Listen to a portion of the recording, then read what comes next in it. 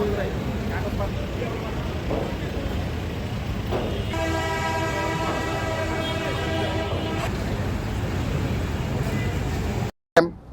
জ্যামে কোনো মানুষ গাড়ি যাওয়া তো দূরের কথা, কোনো মানুষ হেঁটে যাওয়ারও কোনো অবস্থা নাই।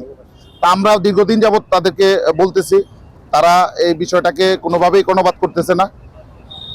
সেই আঙ্গিকে আমরা যানজট মুক্ত করতে আমি অফিসার ইনচার্জ গোলাম সরওয়ার সোনারগাঁ থানা এবং আমার সম্মানিত উপজেলা নির্বাহী কর্মকর্তা মহোদয় সহ আমরা এখানে অভিযান পরিচালনা করি। এই অভিযানে আজকে আমাদের 15 জনকে আমরা গ্রেপ্তার করি। এর মধ্যে 14 জনের বিভিন্ন মেয়াদে সাজা হয়, জরিমানা হয়, একজনের শুধু জরিমানা হয়। আমরা তাদেরকে পরবর্তী আইনগত ব্যবস্থা গ্রহণ পূর্বক। আপনার ইতিমধ্যে আমাদের সম্মানিত ওসি সাহেব এই বিষয়ে বিস্তারিত বলেছেন। আমাদের এই যে আজকে আমাদের 15 জনের মধ্যে 14 জনকে আমাদের বিনাশ্রম কারাদণ্ড প্রদান করা হয়েছে।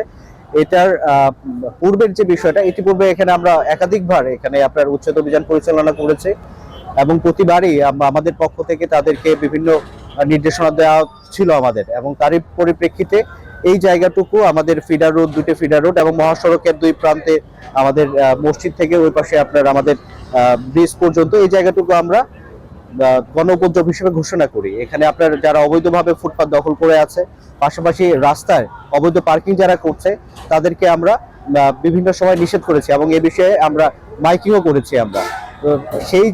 সেই প্রেক্ষিতে আজকে আপনার ইতিমধ্যে আপনারা জানেন এইচএসসি পরীক্ষা শুরু হয়েছে। গতকাল আমি কেন্দ্র পরিদর্শনে এসেছিলাম, এসে এখানকার যারা স্থানীয় অভিভাবক যারা আছে তাদের একটা অভিযোগের বিষয় ছিল এখানে যানজট।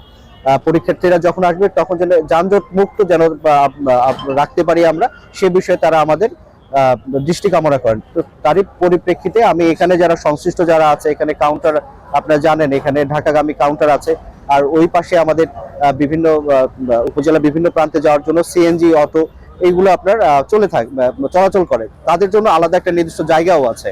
তো সেই জায়গাটাতে আমি গতকাল এসে বলে গিয়েছি যে এখানে আপনার আগামীকাল এসএসসি পরীক্ষা শুরু হচ্ছে, সেই পরীক্ষার্থীর কথা বিবেচনা করে পাশাপাশি জনসাধারণের চলাচল নির্বিঘ্ন করতে আপনাদের সার্বিক সহযোগিতা আমাদের সবারই কাম্য, এই কথাটা আমি বলে গিয়েছিলাম।